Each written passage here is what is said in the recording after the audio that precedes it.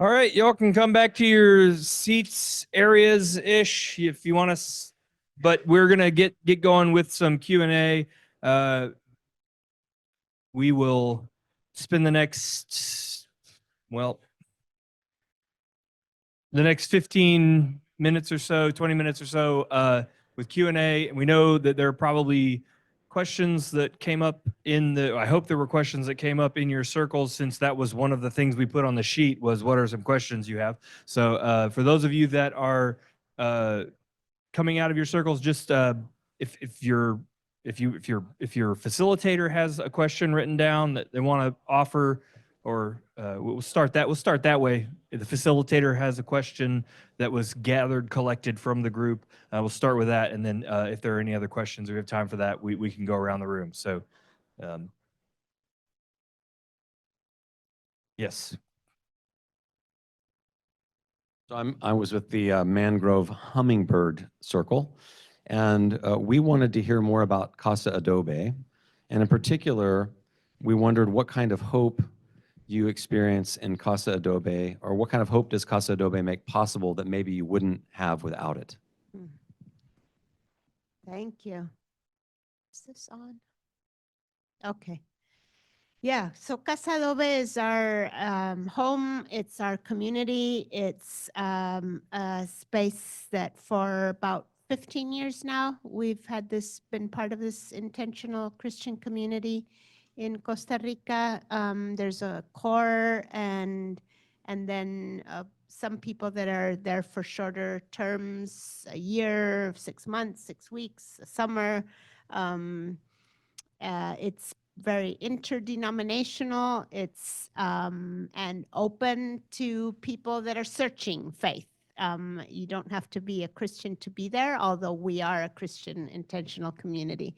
And we share morning prayer, and we cook for each other, and we all have shares of the property, and we have a common purse or common pot for all our expenses, and practice radical hospitality, and cook every dinner. We take turns cooking for anything from 10 to, when we're 10, we say, wow, we're really few people today. And Sunday community gathering that includes people that do not live together but are part of the extended community. So often Sunday dinners are around 30 people. And we have, out of that was born a small nonprofit to organize and help sustain the work in the neighborhood with children. The radical hospitality extends to migrants and refugees. We have a house on the border with Nicaragua, where we used to receive people coming north, and now we're receiving people coming south. And in a very hopeless picture right now, very difficult. And we also have received a lease, granted a lease for a property in the cloud forest, just about half an hour straight up, 800 meters up from Casa Adobe, and we call it Casa Nube, cloud house. That is kind of our environmental education. It's part of the same watershed, so we're recognizing that our neighborhood includes humans and non-humans. So our neighborhood is our watershed, and so we're caring for the waters up there and studying them and seeking to reforest and conserve reestablish the native forest that has been depleted, and also caring for the entire watershed, so cleaning the river by us and going down to see the birds in the mangroves where we hit the ocean. So that's a quick picture. Hope. Our practice of prayer, our dependency on God every morning, it's not a routine, it's a lifeline. Prayer in the morning. Our Sunday afternoons with these are the intentional spaces, but really the whole of life is a dependency on God, and our economy and our ecological efforts are part of our worship. and are nurturing hope and just living in the small things, being an alternative economically by sharing. So there's one clothes washing machine. We all share and take turns because, so we're able to reduce our carbon footprint because of sharing.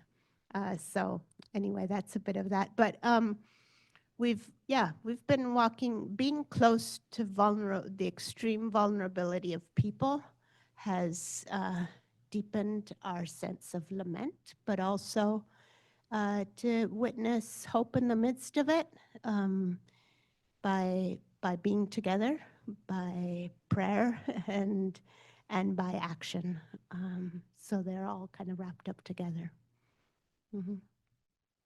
And of course, I have all the answers to everybody's questions, the perfect formula for everybody. Any other facilitator of the circles have a question that was gathered from the group that they want to share?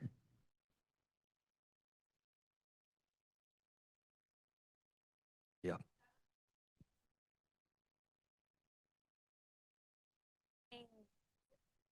So one of the questions is kind of like many questions into one. I love what you shared about the sword and the cross coming together, and the sword making the way for the cross, and the cross justifying the way for the sword.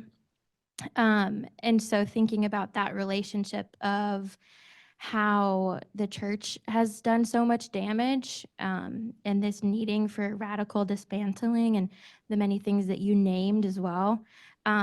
It stuck out to me, hope without suffering is illusion. And as we're learning a lot about image management in the church, I wondered if you had more to say about that. And with your quote that you shared from Reuben, shame on those who name as sane the absurdity of the world. I think that I have often met the church saying, but of course, because the world is broken and fallen, and is kind of saying, of course, all of this sanity, is all of this absurdity is sane, and not naming the part that we have in it. So if you have more to share about that radical dismantling. Yeah, I mean, I think it's just particularly comfort and privilege can immunize us to imagine, numbs our capacity to imagine alternatives. Things are the way they are; they're okay, so we just keep going. And there's this kind of inertia, which people in vulnerable situations, people suffering, don't have that luxury of numbness because reality is just crude and in their bodies. It's unavoidable. And so that sense of the need to wake up, to be sensitized deeply about reality, and not accepting, and just this radical dissatisfaction, I think is part of the Christian way. It has to be.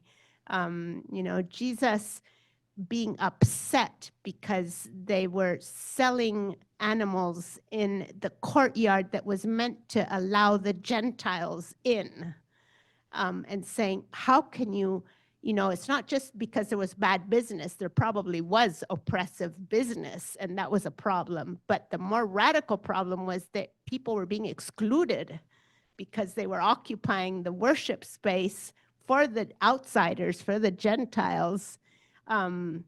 So they were excluding them. And this is a house of prayer for all the nations, he says. And that's just that radical dissatisfaction with oppressive systems moves him, And so I think that's something. And the only way maybe we're going to kind of burst out of our bubbles of comfort and inertia is by knowing people, really relating to people, and beginning to see through their experience the wrong, how what is not what should be, and to believe that something can be different. Mhm.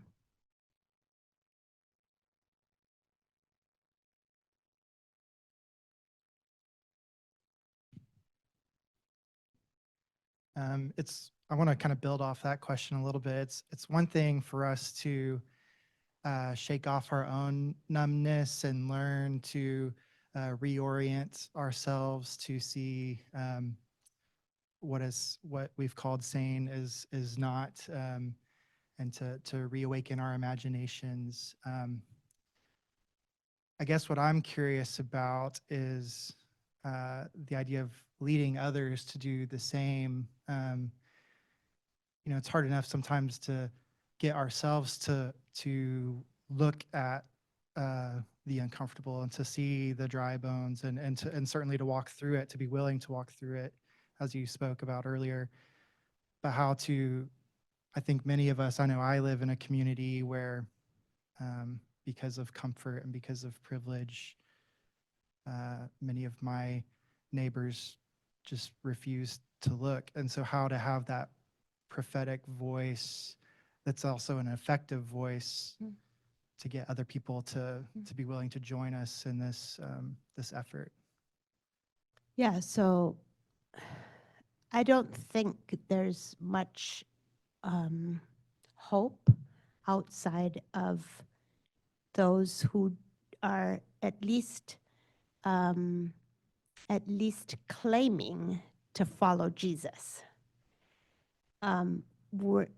Because this is a call that is a gospel call. It's the call of God's reign, of God's economy, of God's way, of an ecology. It's of God's way that is revealed through Jesus Christ. And so, ex-neighbor in a comfortable neighborhood, what claim does, unless there's a claim of the gospel, of the good news on their lives, it's really, we don't have a whole lot of grounds to say you should snap out of your inertia, right?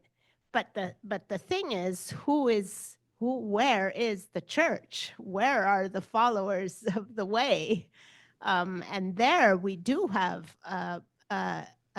a call. There is, and it's not mine or yours. It's the call of the Spirit of God moving to call God's people to be God's people.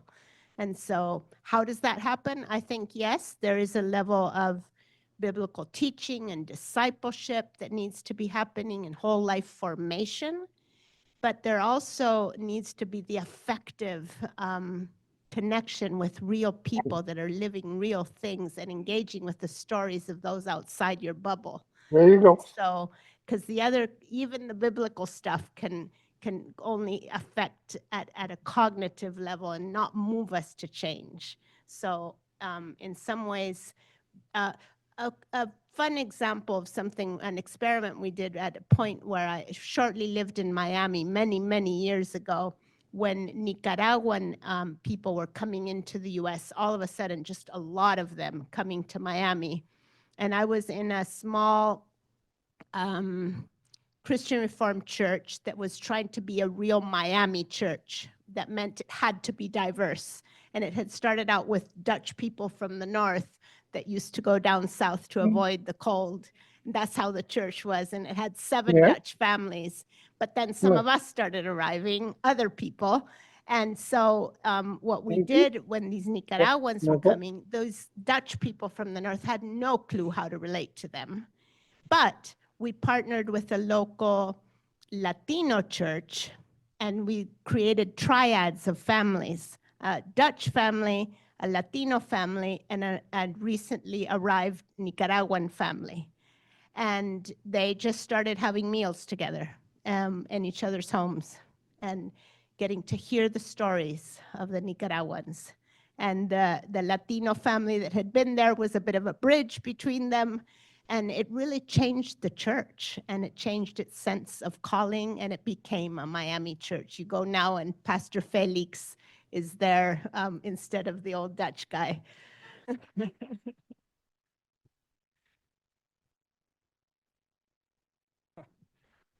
We have time for maybe like 1 or 2 more questions. Are there any others from the groups you want to offer?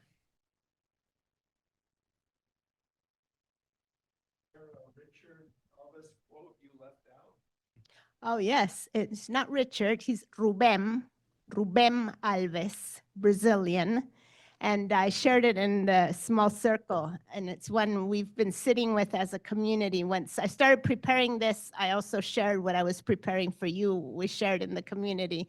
And it's one I didn't put in my talk, but I love it. And he says, "Hope hears the song of the future. Faith dances to it." Hope hears the song of the future. Faith dances to it. And I was reminded of the reflection, Jim, was it this morning, on faith, hope, and love, right? So that's a good end. Thank you.